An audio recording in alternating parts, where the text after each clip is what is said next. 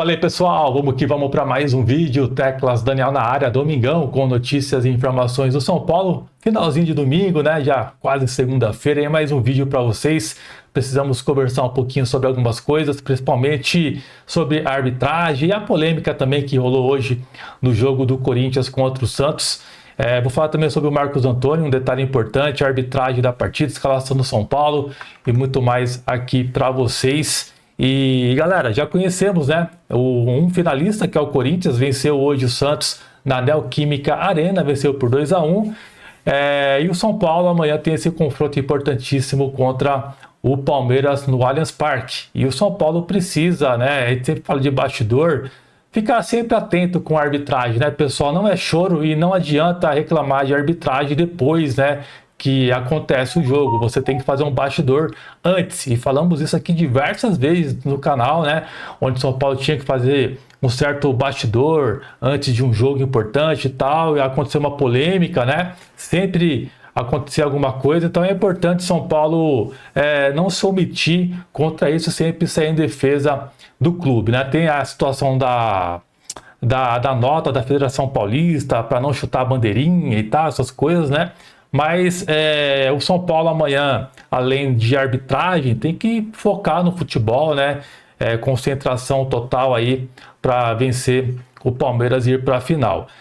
Sobe o like aí que é importante, essa inscrição também ajuda muito no nosso trabalho, e te convido também para baixar o SoftScore. Se você ainda não baixou o aplicativo, estou deixando o QR Code na tela e o link aqui no primeiro comentário fixado desse vídeo. Baixa lá, você vai curtir bastante. Se você não gostar, você pode desinstalar o aplicativo. Bom, pessoal, vocês devem estar se perguntando, né? Pô, Tex, por que você está reclamando de arbitragem e tal, né, rapaziada? Primeiramente, deixa eu só falar das faixas, né, provocativas hoje do Corinthians no Neoquímica Arena.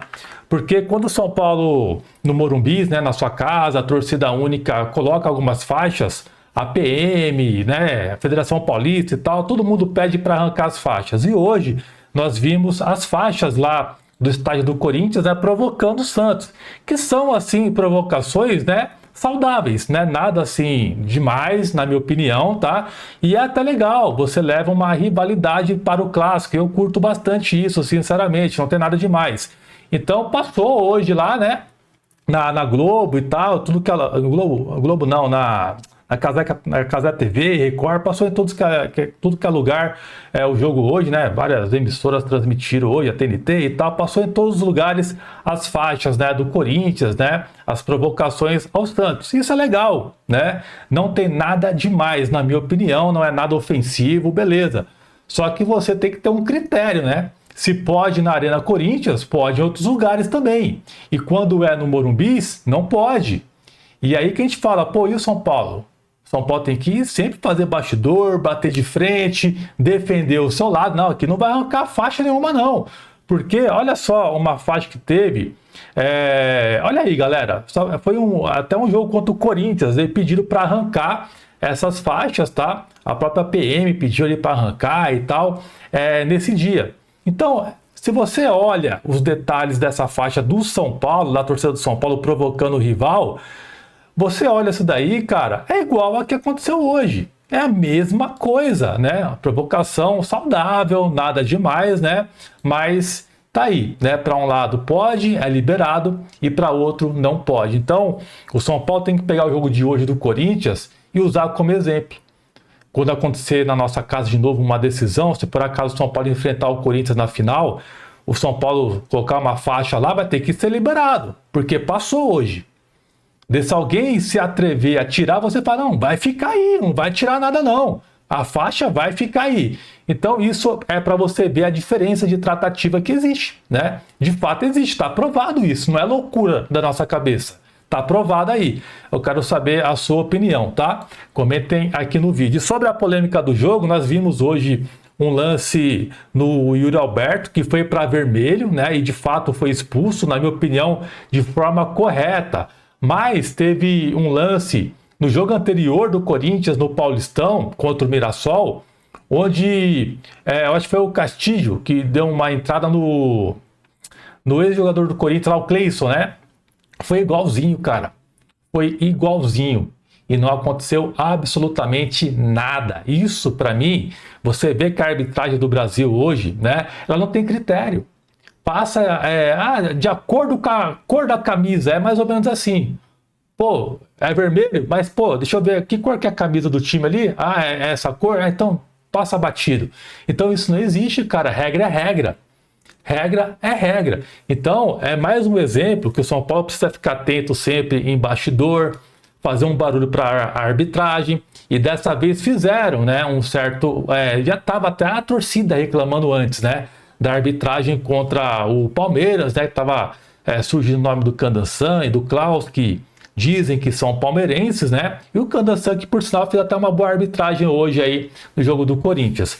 Mas, né, vai apitar o Flávio Rodrigues de Souza, ele é o árbitro da partida contra o Palmeiras. Pelo menos o barulho do torcedor fez efeito, né? Foi a torcida do São Paulo que fez o Flávio Rodrigues apitar, porque se não fosse o torcedor, certamente iria aparecer o Klaus amanhã. Então, para você ver a força que tem o barulho da torcida também. Eu tenho certeza, cara.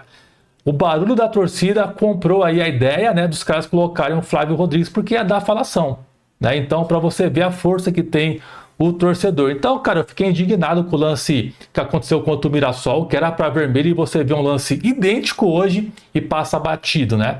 Passa batido o do Mirassol e hoje eles deram vermelho, né? Um jogo do Corinthians. Mas quero saber a sua opinião. Como eu disse e repito mais uma vez, cara, é mais um exemplo que o São Paulo precisa pegar para se defender, né? Para fazer um bastidor, para evitar que situações como essas acontecem contra a gente. Então tem que tomar esse cuidado aí e fazer esse bastidor. Bom, rapaziada, a escalação do São Paulo é aquela que eu venho falando para vocês nos últimos dias até então. Não deve ter nenhuma modificação para esse jogo contra o Palmeiras. 3 zagueiros, mantém ali o Ferrarese, Marcos Antônio deve iniciar e deve estar no banco aí o Luiz Gustavo e também o Juan Tressoldi, né? De volta de recuperação de suas lesões. Então tá aí a escalação do São Paulo, nada de diferente a princípio, a não ser que o Zubeldia faça algo surpresa amanhã. O São Paulo fez um treinamento hoje tático de 11 contra 11, usando toda a extensão do gramado e um ensaio ali também, aliás, com um ensaio da equipe que vai ser titular desse jogo contra o Palmeiras. O São Paulo também fez treinamentos de penalidades, visando aí talvez um confronto de penalidades máxima aí contra o Palmeiras. E olha só, quero seu palpite, comenta aqui embaixo quanto que você acha que vai ser o jogo. Quero muito saber aí o seu palpite, quero ver se você vai acertar também, tá? Bom, sobre o Marcos Antônio, rapaziada, uma notícia do Globo Esporte que levou a uma informação sobre ele, né? Que tem somente mais 3 meses de Marcos Antônio, né? E o jogador vem tentando convencer a diretoria do São Paulo e até o Zubeldia para o São Paulo bancar e comprar o jogador, né? Ainda mais depois da lesão do Pablo Maia, ele agora virou um titular do São Paulo e acabou ganhando essa vaga do Pablo Maia e amanhã deve ser titular. E segundo o Globo Esporte, ainda falta bastante para o Marcos Antônio ele acabar atingindo as metas e ser comprado de forma obrigatória pelo São Paulo.